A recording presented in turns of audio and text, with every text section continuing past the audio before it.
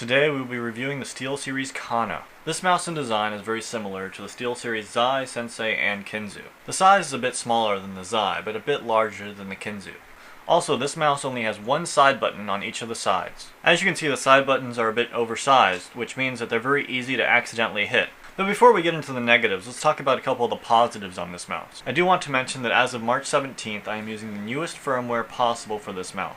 And with this firmware, the jump bug seems to be gone, and the bug where if you flick your mouse really fast off your mouse pad and it keeps spinning forever, that bug seems to be gone as well. This mouse tracks best at 400 DPI and 800 DPI, and it has a good max tracking rate of about 3.7 meters a second. With 1600 and 3200, I was able to get 3.5 meters a second, which is quite impressive, but this is with the new firmware. And at least on a hard pad, I noticed no tracking issues.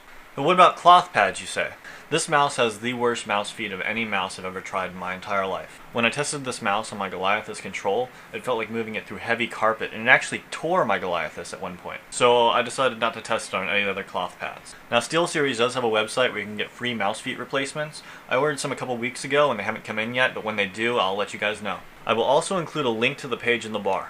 Alright, moving on, here are the drivers. Here you can set the DPI from 400 to 800 to 1600 to 3200, or change the polling rate from 125 to 250 to 500 to 1000. It also has a properties tab, a statistics tab, and a buttons tab. One of the biggest letdowns about this mouse is it does have prediction. Not as much as a 518, but it's there, and you can tell.